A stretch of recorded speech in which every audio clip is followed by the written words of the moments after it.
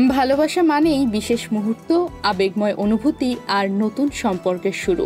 এই দিনটিকে আরও অর্থবহ করে তুলতে বিভিন্ন দেশে ম্যাচমেকিং ইভেন্ট আয়োজন করা হয়, যেখানে অবিবাহিত নারী পুরুষ একে অপরের সঙ্গে পরিচিত হওয়ার সুযোগ পান।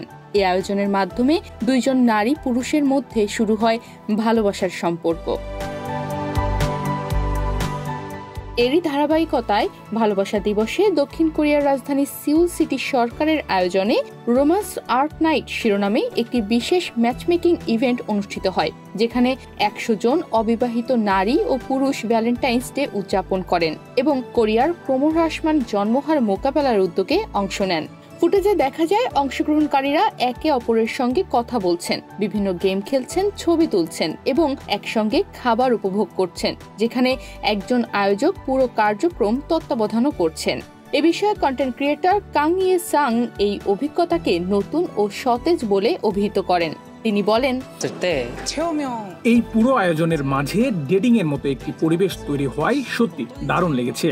আমি সবসময় ডেটিংকে কঠিন মনে করতাম, কারণ আমার মানসিক চাহিদা বেশি ছিল।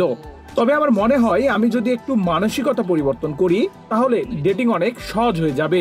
শেষ পর্যন্ত পৃথিবীতেও অর্ধেক নারী এবং অর্ধেক পুরুষ। অপর এক অংশগ্রহণকারী মিন জি আ বলেন, এই ইভেন্ট কেবল বিপরীত লিঙ্গের কাউকে খোঁজার জন্য নয়, এটি আমাকে বুঝতে সাহায্য করেছে যে এমন অনেক ক্ষেত্রে মানুষ রয়েছে যাদের সম্পর্কে আমি জানতামই না। এটি ডেটিং নিয়ে আমার আগ্রহ বাড়িয়েছে এবং আমাকে ভাবতে বাধ্য করেছে। সরকার যখন এমন ইভেন্টগুলোর সক্রিয়ভাবে সহায়তা করে এবং প্রাকৃতিকভাবে অংশগ্রহণের সুযোগ তৈরি করে, তখন আমাদের জীবনসঙ্গী খুঁজে পাওয়া অনেক সহজ হয়ে যায়। সিউল সিটি সরকার 2023 সালের নভেম্বর থেকে একটি ব্যাপক ডেটিং প্রোগ্রাম আয়োজন করছে, যার মূল লক্ষ্য হল দেশের জনসংখ্যার হার বৃদ্ধি করা। এই ভ্যালেন্টাইন্স ডে ইভেন্টে 2356 জন আবেদনকারীর মধ্য থেকে 100 জন একক বাসিন্দাকে এলোমেলোভাবে বেছে নেওয়ার সুযোগ পায়। ইভেন্ট শেষে অংশগ্রহণকারীরা তাদের শীর্ষ 3 জন পছন্দের নাম জমা দেন এবং পরদিন চূড়ান্ত নামের তালিকার ফলাফল ঘোষণা করা হয়। তবে অংশগ্রহণকারীদের মধ্যে অংশগ্রহণের শর্ত হিসেবে ছিল যোগ্য প্রার্থীদের অবিবাহিত, কর্মসংস্থানে যুক্ত এবং সিউলে বসবাসকারী হতে হবে। দীর্ঘ 9 বছর পর 2024 সালে দক্ষিণ কোরিয়ার জন্মহার প্রথমবারের মতো বৃদ্ধি পায়।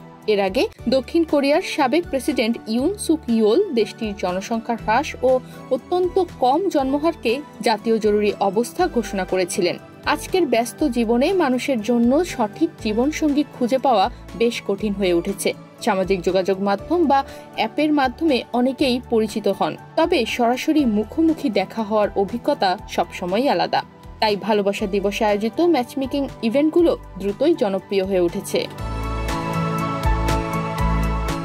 তনিমা রহমান, বাংলাদেশ প্রতিদিন।